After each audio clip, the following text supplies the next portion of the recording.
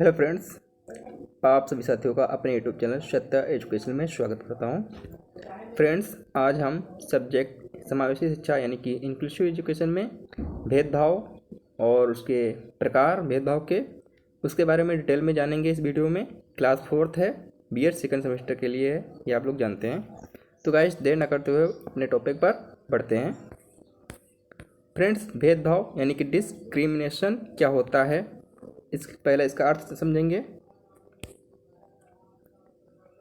भेदभाव से तात्पर्य किसी व्यक्ति या समूह के साथ इस प्रकार व्यवहार करने से लगाया जाता है जिससे वह व्यक्ति या समूह अपने अधिकारों के पूर्ण उपयोग से वंचित रह जाता है। भेदभाव का तात्पर्य यही है कि अगर हम किसी व्यक्ति के साथ व्यवहार करें तो उसके साथ अच्छा करें, यानी कि अगर भेदभाव करेंगे यानी कि जात के आधार पर अगर भेदभाव करते हैं, यानी कि हाँ, अगर आप ऊंची कास्ट के हैं और नीची कास्ट को अपने साथ उसके साथ अच्छा व्यवहार नहीं करते हैं तो एक क्या होता है, वो अपने अधिकार में क्या होता है, पूर्ण रूप से वंचित रह जाता है। निम्न वर्ग का बच्चा जो होता है, बालक होता है। या यह भेदभाव जात, रंग, भाषा, लिंग, धर्म आदि आधारों पे किया जाता है। जो भेदभाव होता है, भेदभाव जात के आधार पे हो सकता है, रंग भाषा के आधार पे हो सकता है, लिंग धर्म के आधार पर हो सकता है, या फिर सामाजिक आधार पे हो सकता है, या फिर आर्थिक भेदभाव यानी कि इकोनॉमिक डिस्क्रिमिनेशन हो सकता है, या फिर लैंगिक भेदभाव हो सकता है। भेदभाव के कारण समाज में अलगाव, गुटबंदी की स्थिति बनने लगती है। अगर हम भेदभाव अगर समाज में होता है तो समाज में क्या होता है, अलगाव की स्थिति आ जाती है, या फिर समाज में अगर एक समाज होता है उसको 3 से 4 गुटबंदों में विभाजित होने लगता है भेदभाव के आधार पर। संयुक्त राष्ट्र के कथानुसार कहा गया है कि भेदभाव पूर्ण व्यवहार के रूप में लेते हैं, लेकिन उन सभी में किसी न किसी रूप में बहिष्करण या अस्वीकृत शामिल होती है। यह संयुक्त राष्ट्र के कथनानुसार बोला गया था, कहा गया है। फिर है अंतर्राष्ट्रीय निकाय संयुक्त राष्ट्र मानव अधिकार परिषद दुनिया में भेदभाव को समाप्त करने के लिए कार्य कर रहा है। जो अंतर्राष्ट्रीय निकाय संयुक्त राष्ट्र मानव अधिकार परिषद होता है वो दुनिया से भेदभाव को समाप्त करने के लिए विभिन्न प्रकार के कार्य कर रहा है, परंतु समाज में बढ़ती भेदभाव की प्रक्रिया को शिक्षा के द्वारा ही नियंत्रित किया जा सकता है। अंतर्राष्ट्रीय निकाय जो संयुक्त राष्ट्र मानव अधिकार है, उन्होंने बताया कि समाज में जो बढ़ती भेदभाव की प्रक्रिया है उसको केवल हम शिक्षा के माध्यम से ही नियंत्रित कर सकते हैं या रोक सकते हैं। गैर भेदभाव के खिलाफ 1 मार्च को शून्य भेदभाव दिवस संयुक्त राष्ट्र द्वारा मनाया जाता है। जो गैर भेदभाव है यानी कि भेदभाव को खत्म करने के लिए के खिलाफ 1 मार्च को केवल जो है शून्य भेदभाव दिवस संयुक्त राष्ट्र द्वारा मनाया जाता है। फिर आते हैं भेदभाव के प्रकार। भेदभाव के प्रकार जो होते हैं निम्न प्रकार होते हैं, मुख्यतः 4 ही होते हैं। पहला है लैंगिक भेदभाव, दूसरा है जातगत भेदभाव, फिर है तीसरा सामाजिक भेदभाव, फिर है आर्थिक भेदभाव। इन प्रकारों से आप जान सकते हैं कि इसमें हमें क्या पढ़ना है, क्या हमें जानकारी इन बिंदुओं से मिलती है। 4 पॉइंट से लैंगिक भेदभाव क्या होता है कि लैंगिक भेदभाव होता है कि बालक और बालिका या लड़का और लड़की में भेदभाव किया जाना। जातिगत व्यवहार क्या होता है, इसमें जात के आधार पर जैसे ST ST SC पिछड़ा वर्ग, अल्पसंख्यक, इनके आधार पर भेदभाव किया जाता है। सामाजिक भेदभाव इसमें आता है आर्थिक, जो होता है समाज में रहने वाले जैसे रंग, रूप, भाषा, पहनावा, वेशभूषा आदि के आधार पर भेदभाव किया जाता है। फिर आर्थिक यानी कि गरीब और अमीर में भेदभाव किया जाता है। पहला पॉइंट है लैंगिक भेदभाव। किसी व्यक्ति को उसके लिंग के आधार पर प्रताड़ित करना, किया जाना, शिक्षा के समान अवसर प्रदान न करना एवं अन्य भेदभाव करना लैंगिक भेदभाव के अंतर्गत आता है। यानी कि जो लैंगिक भेदभाव होता है कि लिंग के आधार पर प्रताड़ित करना यानी बालक और बालिका के आधार पर, फिर शिक्षा के समान अवसर न देना यानी कि प्रदान न करना, यानी कि बालक को शिक्षा दिया जाए और बालिकाओं को शिक्षा ना दी जाए, बालिकाओं को केवल घर का काम करने के लिए ही प्रोत्साहित यानी कि प्रतिनिधित्व किया जाए। फिर है लैंगिक भेदभाव के अंतर्गत बहुत से मुद्दे जुड़े होते हैं। पहला जैसे सामवेगिक मुद्दे, अस्तित्व संबंधी मुद्दे, स्वयं के आत्मसम्मान को बनाए रखने में संबंधित मुद्दे। लैंगिक भेदभाव में स्त्री एवं पुरुष दोनों ही सम्मिलित होते हैं, अतः दोनों ही इसके प्रमुख अंग होते हैं। जो लैंगिक भेदभाव होता है इसमें स्त्री और पुरुष ही दोनों ही सम्मिलित होते हैं, इसमें किसी एक पर भेदभाव नहीं किया जा सकता है। लैंगिक भेदभाव मात्र स्त्रियों तक ही सीमित नहीं है, अपितु पुरुषों पर भी इसका व्यापक प्रभाव पड़ता है। स्त्रियों के साथ सदैव ही भेदभावपूर्ण व्यवहार किया जाता है। यह भेदभाव शिक्षा के क्षेत्र में भी अभी भी लड़कियों के प्रति प्रचलित है। जो हमारे समाज है उसमें भी अभी भी लड़कियों को शिक्षा प्रदान करने के लिए प्रोत्साहित नहीं किया जाता है, लड़कियों को शिक्षा प्रदान करने के लिए रोका जाता है। फिर है माता पिता व समाज को वह बोझ लगने लगती है। एक समय के बाद माता पिता को वो बोझ लगने लगती हैं। बहुत से लोग यह सोचने लगते हैं कि वह शिक्षा लेकर क्या करेगी, यानी कि शिक्षा को लेकर क्या करेगी, यानी कि शिक्षा को प्राप्त करने के बाद वो क्या कर सकती है, उसके ऊपर बहुत सारे प्रश्न खड़े कर देते हैं। इसी प्रकार की ऐसी सोच बालिकाओं की शिक्षा से में एक बहुत बड़ी रुकावट के रूप में सामने आती है। लैंगिक भेदभाव को दूर करने के उपाय कौन कौन से हैं उसके बारे में जानते हैं। पहला पॉइंट है बालक में जो परिवार होता है, परिवार में बालिकाओं में भेदभाव नहीं किया जाना चाहिए। जो हमारा परिवार होता है, घर होता है, उसमें जो लोग रहते हैं तो उनके द्वारा बालक और बालिकाओं में किसी भी प्रकार का भेदभाव ना किया जाए। दूसरा है पॉइंट है बालिकाओं की शिक्षा है उपयुक्त साधन व्यवस्था जैसे शौचालय आदि भी आवश्यक होते हैं, अति आवश्यक होते हैं। जो बालिकाओं की शिक्षा है तो अगर उपयुक्त साधन व्यवस्था नहीं होगी तो भी एक क्या होता है लैंगिक भेदभाव के रूप में आता है। अगर विद्यालयों में बालिकाओं को शिक्षा दी जाती है तो उसके लिए उपयुक्त शौचालय की व्यवस्था की जाए। फिर थर्ड पॉइंट है गरीब परिवार से आने वाली बालिकाओं को सहानुभूतिपूर्ण वातावरण प्रदान किया जाना चाहिए। जो हमारे गरीब परिवार की जो बालिकाएं होती है, जो लड़कियां होती हैं, उनके साथ सहानुभूतिपूर्ण वातावरण प्रदान किया जाना चाहिए, उनके साथ किसी भी प्रकार का भेदभाव ना किया जाए। फिर फोर्थ पॉइंट है विद्यालयों में बालिकाओं के साथ किसी भी प्रकार का भेदभाव लैंगिक, सामाजिक, जात या धर्म ना किया जाए। जो विद्यालय में बालिकाएं जो पढ़ने जाती हैं, शिक्षा प्राप्त करने की जाती हैं, उनके साथ लैंगिक भेदभाव या सामाजिक भेदभाव या जात धर्म के आधार पर उनके साथ किसी भी प्रकार का भेदभाव ना किया जाए। फिर जो पांचवा पॉइंट है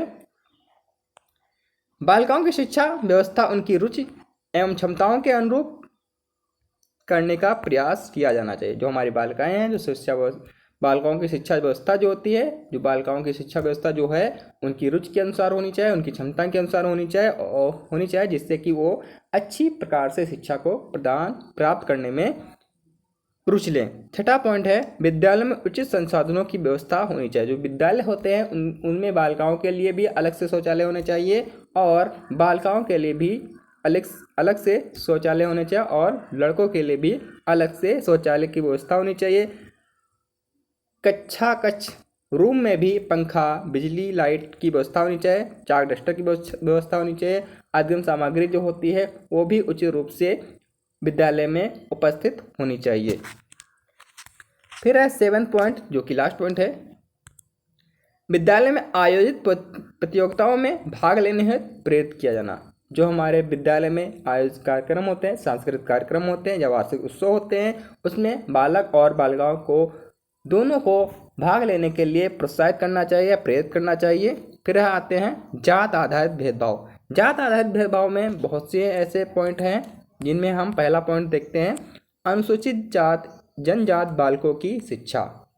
पहला पॉइंट है भारत में SC व ST वर्ग की संख्या कुल संख्या का जो है 27% SC वर्ग के लोग हैं और 7% ST वर्ग के लोग हैं। संविधान में इनके शैक्षिक हितों के लिए प्रावधान किए गए हैं। अनुच्छेद 40 में यह व्यवस्था की गई है कि राज्य कमजोर वर्गों की शिक्षा तथा आर्थिक संबंधित हितों की विशेष उन्नति करेगा। सामाजिक अन्याय व शोषण से उनका संरक्षण करेगा। जो सामाजिक अन्याय होते हैं या फिर शोषण होता है उनके प्रति जो अनुच्छेद 40 है वो संरक्षण करेगा, इनकी सुरक्षा करेगा। इस वर्ग के बालकों के शैक्षिक प्रगति के लिए सुझाव देने हेतु 1960 में यूएन हेबर की अध्यक्षता में एक समिति का गठन हुआ जिससे हैबर समिति कहा जाता है। हैबर समिति का गठन किसके नाम पर रखा गया, जो कि यूएन हैबर के नाम की जो कि अध्यक्षता थी उनके नाम पर हैबर समिति के रूप में जाना जाता है। इस समिति में अपने सुझाव में एससी व एसटी के छात्रों को निःशुल्क शिक्षा, खाद्य सामग्री, यूनिफॉर्म की व्यवस्था करते हुए दोपहर में भोजन प्रदान करने की बात कही गई। जो दोपहर में भोजन प्रदान किया जाता है उससे मिड डे मील योजना के नाम से जाना जाता है। भारतीय शिक्षा आयोग राष्ट्रीय शिक्षा नीति 1968 के तहत भी अनेक सुधार किए गए जिससे कि इस वर्ग के बालक शिक्षा प्राप्त कर सकें। फिर आते हैं अनुसूचित जात व जनजात बालकों के लिए उठाए गए कदम। जो पहला पॉइंट है, निर्धन परिवारों को प्रोत्साहन की वे बच्चों को 14 वर्ष की आयु तक नियमित रूप से स्कूल भेजे। जो 14 वर्ष तक जो निर्धन परिवार होते थे उनके लिए प्रोत्साहन किया गया कि वे अपने बालकों को 14 वर्ष तक की आयु तक नियमित रूप से स्कूल भेजे। फिर सेकंड पॉइंट था अनुसूचित जात व जनजात के शिक्षकों की नियुक्ति पर विशेष ध्यान देना। जो हमारे सरकारी स्कूल होते हैं उनमें अनुसूचित जात और जनजात के शिक्षकों की नियुक्ति करना। थर्ड पॉइंट, अनुसूचित जात व जनजात के लिए बड़ी संख्या में आश्रयशालाएं व आवासीय विद्यालय खोले जाएं। जो उसमें छात्र पढ़ते थे या शिक्षक पढ़ाते थे उनके लिए आश्रयशालाएं होती थी, रहने के लिए कमरा दिया जाता था। आवासीय विद्यालय खोले जाते थे उनके लिए जिसमें शिक्षा प्रदान की जाती थी। फोर्थ पॉइंट, स्कूल भवनों, वाल वीडियो और पौड़ शिक्षा केंद्रों का स्थान चुनते समय अनुसूचित जात के व्यक्तियों के सहूलियत पर विशेष ध्यान दिया जाता था। फिर है बी पॉइंट, पिछड़ा वर्ग आधारित भेदभाव। जो पिछड़ा वर्ग के साथ भेदभाव होता था उसके बारे में जानते हैं। संविधान में पिछड़ा वर्ग की कोई निश्चित परिभाषा नहीं दी गई। जो संविधान में है उसमें पिछड़ा वर्ग के लिए कोई भी परिभाषा नहीं दी गई है। संविधान अनुच्छेद 15(4) में राज्यों को सामाजिक तथा शैक्षिक दृष्टि से पिछड़े वर्ग व अनुसूचित जात व जनजात के लोगों के लिए उत्थान के लिए विशेष उपाय करने का अधिकार प्रदान किया गया है। इसके अतिरिक्त अनुच्छेद 15(4) में राज्य को यह अधिकार दिया गया कि वह सरकारी सेवाओं तथा पदों में ऐसे किसी पिछड़े वर्गों के लिए जिन्हें आरक्षण नहीं मिला है आरक्षण की व्यवस्था कर सकता है। जो पिछड़े वर्ग के बालक होते थे उनके लिए आरक्षण की व्यवस्था नहीं होती थी पहले, उनके लिए आरक्षण की व्यवस्था कर सकते थे। स्वतंत्रता प्राप्ति के बाद सभी वर्गों के बालकों की शिक्षा पर विशेष ध्यान देना शुरू किया गया। जो हमारा देश स्वतंत्र होने के बाद जो है सभी वर्गों की शिक्षा के लिए सरकार ने उस पर ध्यान देना शुरू किया। भारतीय शिक्षा आयोग ने शैक्षिक अवसरों की समानता के तहत उनकी शिक्षा व्यवस्था पर विशेष बल दिया गया। आयोग के सुझाव को NEP 1968 में स्वीकार किया गया तथा पिछड़े वर्ग में आने वाले सभी बालकों की शिक्षा की व्यवस्था करने की घोषणा की गई तथा इन पर घोषणाओं का अनुपालन आरंभ हो गया। जो घोषणा की गई थी उन घोषणाओं का पालन होने लगा। 1968 में पिछड़े वर्गों बालकों हेतु की गई घोषणाएं क्या थी? पहला पॉइंट था शिक्षा पर विशेष ध्यान देना। दूसरा पॉइंट है बालकों के विशेष प्रवेश हेतु एक विशेष अभियान चलाया जाए बालिकाओं के लिए। जो बालिकाएं हमारी होती थी पिछड़े वर्ग में उनको प्रवेश लेने हेतु उनके लिए एक विशेष अभियान शुरू किया गया। थर्ड पॉइंट है छात्रवृत्ति, ड्रेस, पुस्तकें व दोपहर का भोजन निःशुल्क दिया जाएगा। फोर्थ पॉइंट है शिक्षा प्राप्त करने हेतु प्रोत्साहन देना, पिछड़े बालकों की शिक्षक बनाना। जो पिछड़े वर्ग बालक होते थे उनको शिक्षक बनाना होता था। फिर 80 पॉइंट अल्पसंख्यक आधारित भेदभाव। जो हमारे अल्पसंख्यक जो बालक होते थे या बालिकाएं होती थी उनके लिए भी भेदभाव किया जाता था, उनको रोकने के लिए भी उपाय किए गए थे। भारत में विभिन्न संप्रदाय के लोग निवास करते थे। धर्म और भाषा के आधार पर कुछ वर्गों को अल्पसंख्यक वर्ग घोषित किया, यानी कि धर्म और भाषा के आधार पर जो बालक या बालिका जो संप्रदाय होते थे उनको अल्पसंख्यक आधारित में वर्ग में घोषित किया गया था। इसमें जो आते थे जैन आते थे, मुस्लिम आते थे, ईसाई, बौद्ध धर्म और जो बौद्ध होते थे वो आते थे इसमें। भारतीय संविधान में अल्पसंख्यकों की विशेष शिक्षा के लिए संविधान में निम्न प्रावधान किए गए। पहला पॉइंट है धारा 29(2). जो हमारी धारा 29(2) है, राज्य द्वारा संचालित अथवा सहायता प्राप्त किसी भी शिक्षण संस्थान में धर्म, जात, भाषा के आधार पर इनमें से किसी एक आधार पर किसी नागरिक को प्रवेश देने से इनकार नहीं किया जाता। जो हमारे बालक होते थे या बालिकाएं होती थी, धारा 29(2) के तहत राज्य सरकार द्वारा संचालित सहायता प्राप्त किसी भी शिक्षण संस्थान में धर्म, जात और भाषा के आधार पर अगर इसमें से किसी एक पर भी किसी नागरिक को प्रवेश देने से रोकता है तो उसके खिलाफ कार्रवाई होती है। फिर सेकेंड पॉइंट है धारा 30(1). सभी अल्पसंख्यकों को चाहे वह उनका आधार धर्म हो या भाषा, अपना शिक्षण संस्थान खोलने व प्रशासन का अधिकार होगा। जो धारा 30 थी उसमें अल्पसंख्यक के लोग जो थे वो धर्म या भाषा के आधार पर अपना शिक्षण संस्थान खोल सकते थे और प्रशासन का अधिकार होता था उस पर। फिर थर्ड पॉइंट धारा 30(2). राज्य शिक्षण संस्थानों को सहायता देते समय इस आधार पर भेदभाव नहीं रखा गया कि वह अल्पसंख्यक की संस्था है। भारतीय शिक्षा आयोग ने शैक्षिक अवसरों की समानता में अल्पसंख्यक वर्ग के बालकों की शिक्षा व्यवस्था करने पर बल दिया गया। राष्ट्रीय शिक्षा नीति 1986 व 1992 द्वारा इस वर्ग के लिए शिक्षा हेतु निम्न घोषणाएं की गई। पहला पॉइंट है अल्पसंख्यक अपनी शिक्षण संस्थाएं स्वयं चलाएंगे, परंतु पाठ्यक्रम जो होता था राज्य सरकार द्वारा निश्चित किया जाता था। सेकंड पॉइंट है इन क्षेत्रों में प्राथमिक व माध्यमिक शिक्षा संस्थान खोलने को प्राथमिकता दी गई। जो हमारे अल्पसंख्यक वर्ग के तो जो इस वर्ग में होते थे प्राथमिक और माध्यमिक शिक्षा संस्थान जो खोले जाते थे उनको प्राथमिकता दी जाने लगी।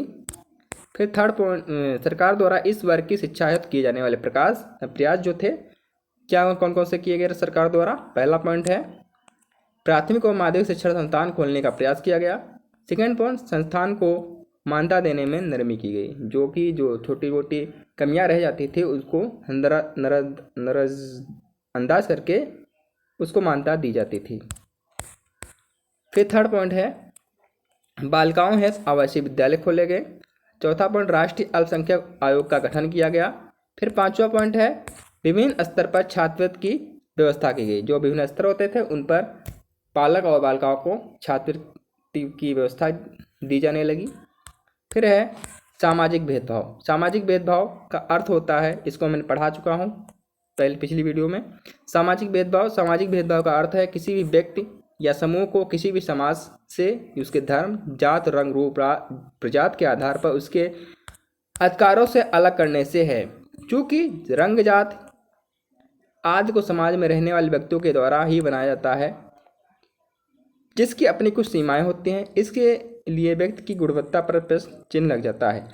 इसलिए इस सीमाओं से उठकर ऊपर उठकर ही नहीं किया जाना चाहिए, अपितु ठोस कदम भी उठाए जाने चाहिए, तब ही समावेशन संभव हो पाएगा। सामाजिक भेदभाव में क्या होता है कि समाज में जो व्यक्ति रहते हैं उनके साथ या तो धर्म के आधार पर भेदभाव किया जाता है या जाति, रंग, रूप, प्रजाति के आधार पर उसके साथ जो होता है भेदभाव किया जाता है। उनके साथ जो होता है उसके अधिकार होते हैं उसके साथ अलग कर दिया जाता है। जो उसके अधिकार होते हैं उसके साथ अलग कर दिया जाता है, जो कि व्यक्तियों के द्वारा ही जो बनाए जाते हैं समाज में। फिर है सामाजिक भेदभाव के कारण। पहला पॉइंट है परिवर्तन के प्रति प्रतिरोध की आवृत्ति। सेकंड पॉइंट है विशिष्ट बालकों को शिक्षा के योग्य नहीं माना। जो हमारे विशिष्ट बालक होते हैं उनको शिक्षा के लिए योग्य नहीं मानता है समाज। इसमें जो विशिष्ट बालक में बहुत से ऐसे बालक आते हैं जैसे अपंग बालक, कमज़ोर बालक यानी कि कम सुनने वाले, कम बोलने वाले, कम सुनने वाले, कम दिखाई देने वाले दृष्टि बालक आते हैं। कुछ बालक जो होते हैं बहुत ज़्यादा तेज होते हैं। उन बालकों को जो समाज है शिक्षा के योग्य नहीं मानता है। थर्ड पॉइंट है विशिष्ट शिक्षा एक अच्छा विकल्प है। जो हमारा विशिष्ट शिक्षा होता है वो सामाजिक रूप से अच्छा विकल्प चुना जाता है यानी कि माना जाता है। फिर फोर्थ विभेदन या रूढ़वार्ता। जो हमारे विभेदन और रूढ़वार्ता है जो बालक बालिकाओं में जो भेदभाव किया जाता है इसी के अंतर्गत आता है। फिर आता है संवेगात्मक समस्याएं आती हैं। संवेगात्मक समस्या हमने आपको पढ़ाया है पिछली वीडियो में। सामाजिक दृष्टि से वंचित बालक में आर्थिक भेदभाव। आर्थिक भेदभाव में भारत में लगभग 22% आबादी गरीबी रेखा के नीचे है। यह स्थिति तब है जब ग्रामीण क्षेत्रों में 27 रुपये प्रतिदिन तथा शहरी क्षेत्रों में 33 रुपये प्रतिदिन से अधिक कमाने वाले गरीबी रेखा से ऊपर समझे जाते हैं। ऐसे में यह अनुमान लगाया जाता है कि जो लोग गरीबी रेखा के मानक से कुछ ऊपर भी हैं उनकी आर्थिक स्थिति ठीक नहीं है। इस प्रकार आर्थिक दृष्टि से वंचित वर्ग से में 1/4 जनसंख्या को सम्मिलित माना जाता है। फिर आर्थिक भेदभाव के कारण पहला पॉइंट समय समय पर हुए विदेशी आक्रमण। जो हमारे जो विदेशी आक्रमण हुए उनके द्वारा जो आर्थिक हानि हुई वो आर्थिक भेदभाव के रूप में का एक प्रमुख कारण सामने आया। दूसरा पॉइंट है राजाओं तथा जमींदारों की शोषण युक्त नीति। जो हमारे राजा होते थे, जो जमींदार होते थे, वो गरीबों को लोगों को लोन देते थे या कर्ज देते थे। उस कर्ज के रूप में उनसे ब्याज लिया जाता था। जो ब्याज होता था जो राजा और जमींदार होते थे बहुत ज़्यादा लिया जाता था, जिससे कि जो गरीब व्यक्ति होते थे उनको आर्थिक भेदभाव का कारण उनके सामने आता था। फिर ब्रिटिश राज की गलत नीतियाँ होती थी। फिर सरकार द्वारा किए गए प्रयास निःशुल्क तथा अनिवार्य प्राथमिक शिक्षा व्यवस्था की गई सरकार द्वारा। दूसरा पॉइंट है सरकार द्वारा छात्रवृत्ति, यहाँ पर छात्रवृत्ति होगी, प्रदान करना। फिर है थर्ड पॉइंट निःशुल्क पाठ्य पुस्तक की व्यवस्था करना। और फिर है फोर्थ और लास्ट पॉइंट मध्याह्न भोजन की व्यवस्था करना, जिसे हम कहते हैं मिड डे मील योजना।